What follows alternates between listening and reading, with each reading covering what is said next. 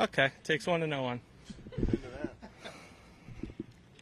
How did it feel out there today compared with yesterday? Different conditions late in the day. Andy? Yeah, the golf course felt completely different. It's definitely firming up. We even noticed it just kind of on some chips, the pitch shots, like some wedges of ball. I mean, shots that I felt like I hit very nicely, and it just doesn't. It's not spinning as much, They're getting crusty, and it's fun. I mean, this place is so cool. I think to play when it's like this, it just puts such an emphasis on precision, and I need to drive it a little bit better than I did today to be able to put it in better spots. But yeah, it was a great grind to shoot a couple under today. That shot on 15 was good. Can you It was. say something nice about it? Better than I can write it? Yeah, it was.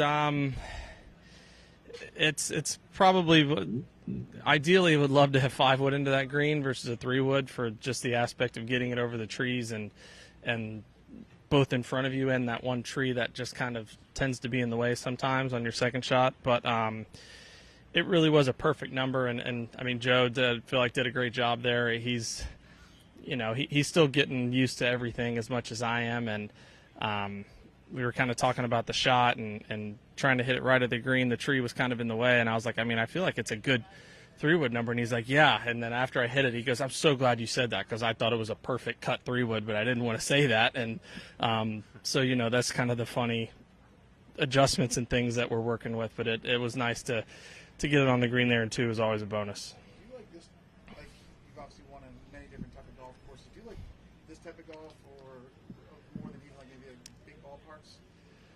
I do. I mean, I don't think I've necessarily had as much success here as, I mean, if you want to call them birdie fests or whatever it may be, but I still viewed this place that it can be like that. Like I understand yesterday is a bit of a one-off, but I mean, I truly do feel like every time I tee it up at a place like this or like Colonial, like I can, when I've played it, I mean, I can make a bunch of birdies.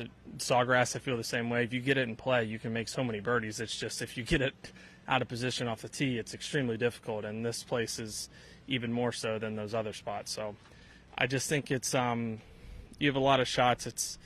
You're not just grabbing a club off the tee and just hitting it. It requires way more thought and precision than that, I'd say. How's it been having Joe on the bag generally?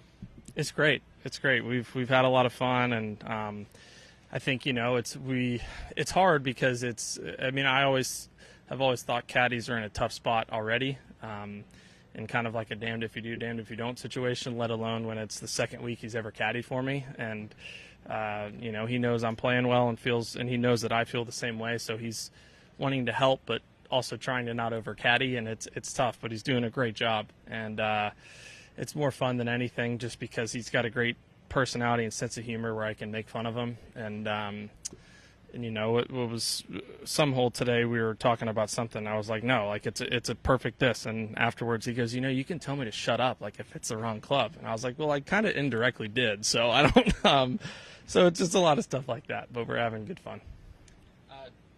You've had chances to win this season, past seasons.